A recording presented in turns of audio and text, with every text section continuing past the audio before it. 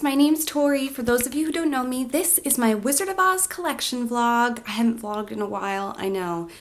I have a vlog, or actually two, recorded, but I really didn't have the heart to post them. Since I last recorded, Michael, my boyfriend of a year, and I decided to go our separate ways. It was a really amicable split, but it's been a really tough time. So I'm just doing this little intro to fill you guys in where I've been. But I also, tonight is the first presidential debate between Hillary Clinton and Donald Trump. And I don't often get political on the vlog because I don't really want to talk about it here. But what I will say is I think this is one of the most important elections of my lifetime, certainly. And if you are old enough to vote and you're not registered, please, no matter who you're voting for, register to vote. You should all have a say in this and where our country is going. And I just wanted to do a shout out to the Oz Project. You guys who made that are amazing. It, you know, in this time of racial tension, it came off as such a unifying project, and I want to share that more in that light. So I'm going to put a link down below. Please go watch it if you haven't seen it. It's incredible. We are in the midst of a revolution in this country, a new civil rights movement for the LGBTQ community, for our African American brothers and sisters. And no matter where you land on this spectrum of opinion, be good to each other. That's all I can say. Ignore this. If you don't want to hear about politics, that's fine. I'm going to get myself a beer and play the debate drinking game. I love you guys. Here's the vlog. Talk to you soon. Hi guys, my name's Tori. For those of you who don't know me, this is my Wizard of Oz collection vlog. How are you guys? I am currently in the midst of this crazy thunderstorm. We're under a severe thunderstorm warning here in the northeast corner of the United States, and it's pretty intense out there. So I just got home from a play rehearsal. I'm in a show right now, and yeah, let's jump right into it. I've also been very sick. Oy, so finally feeling on the up and up. So let's talk Oz-Stravaganza and the stuff that I brought home and the things that I've acquired since. So Oz-Stravaganza was amazing this year, and walking through the museum is always such an inspiration for me, and I saw a lot of pieces that I was lusting after. First big items that I acquired with the help of David Dickett, my dear friend, who has a very extensive collection of Toner Oz dolls, and I acquired these two beauties. They're 19 inches tall. They were made for the 75th anniversary of the Wizard of Oz. The detail on these dolls are incredible. They come with, I mean, they're high maintenance dolls, though. Let me tell you, they are serious. Doll collectors maybe know more about this, but I've always purchased dolls where you take them out of the box and put them on the stand, and that's all that you need to do. These dolls require being handled with kid gloves. I mean, as if they're actual kids. I have a kid, and she is sometimes less high maintenance than it was to get these dolls out of the box and on display. That's a wild exaggeration, but anyway. So as you can see, these dolls are extremely beautiful. The costumes are stunning. I absolutely love the effect of this cape that the witch has on, and I would like to find a bigger space to place this on so you can really get that full effect, which really just startled me at the museum. But she's beautiful. When I say high maintenance, I mean that you know, every little bit of them is posable, yes, but very fragile. And these particular dolls were difficult to find. I don't know if it's because they were the 75th anniversary dolls. I know there weren't a lot of them made, but finding them was a challenge. So, and then you have Glinda. Look at that face. I mean, she's just the prettiest doll. And once again, the details of the costume, absolutely stunning.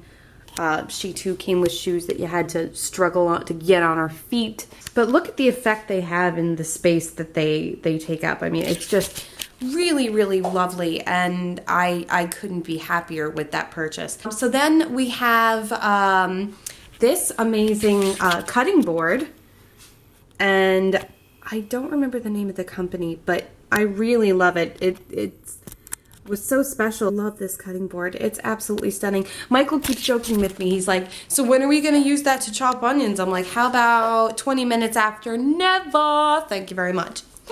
So what else? Well, obviously, Artist Sally was chock full of really talented people this year, from Vincent Myran to Ron Baxley Jr. to Tom Hutchinson, who's responsible for the Wicked West series.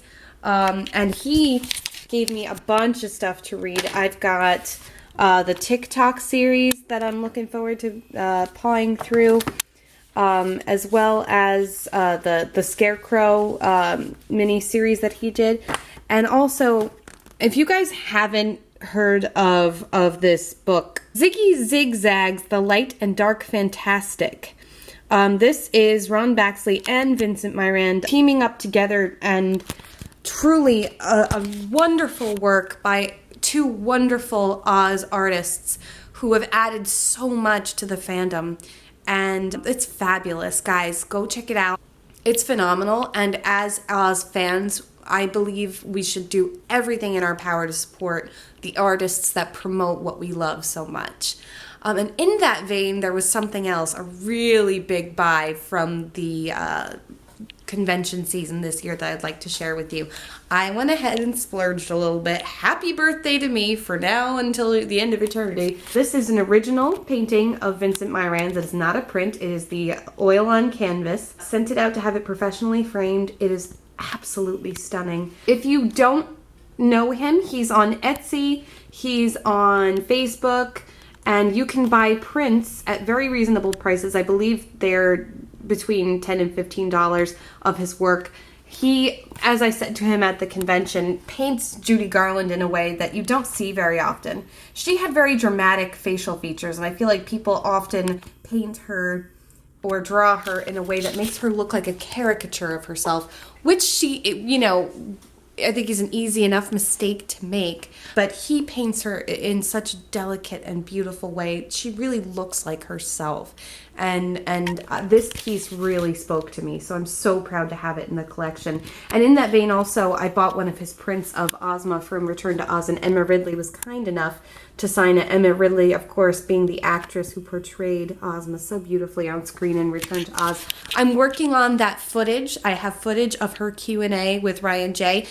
We ran into some problems. There was a corruption on the disc, on the disk drive that we had, so I'm working on that right now. I'm going to get it out as soon as possible. And also, right after I got home, I got this in the mail from Joe Shabba. Love you. Hope I'm pronouncing your name right. I often pronounce it wrong. And I went ahead and had it framed, and now they're all together in this nice little group over here. Gotta love that. Collecting original artwork of Oz fans and people who are devoted to carrying on that spirit is really important to me. And I came upon this poster. It was shared on Wizard of Oz Collectors United. The films of Judy Garland. And what it is a mashup of all of the lobby cards of all of Judy Garland's films in sequential order. So, for example, you have up here The Wizard of Oz, and underneath it said 1939 MGM Dorothy Gale. Academy Award winner for Best Young Actress. And it goes on like that in that stunning detail, and I just absolutely love it. This poster is pricey, and there aren't a lot of them. I believe they're still available. You do have to have it framed. So if you purchase it, just keep in mind that on top of the investment for the poster, you are also paying to have it framed. So it's pricey, but it's such a stunner, and it just looks so great in the space that, you know, worth it. And last but not least, thanks to my dear friend Barb, I am this close to, well, maybe this close, working on my Timeless Treasures collection here. Picked up the Scarecrow and the Tin Man.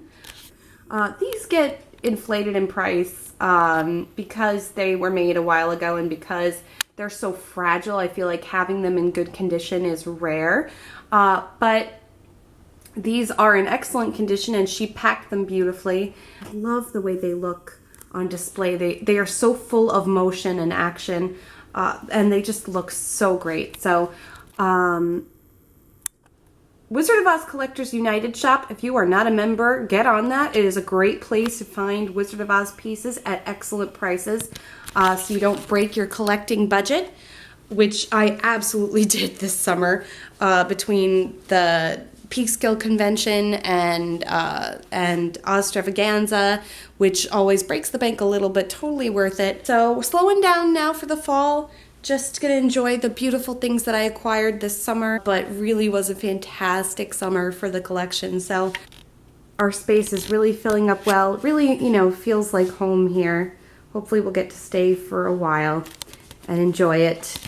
Leave a comment down below. Did you guys go to any of the Oz events, whether the one recently in Philadelphia or were you guys at Oz-Stravaganza? Do you plan on going next year? Is anybody going to WinkyCon? Keep me posted. Let me know. Definitely going to try and make more of the festivals next year. And please, guys, go to one that you haven't gone to before. Like, if those of you who are in the area, please come to the Peekskill one next year. It's going to be a lot of fun. Love you guys. Thank you so much for watching. If you like what you see, don't forget to hit that thumbs up. Talk to you soon. Bye. Okay, so what's in the box? What's in the box? Oh, Jesus Christ, I'm gonna have to open it. Oh my God! Problem? Now there's two of them. Really? Really? Really? Turn around. Really?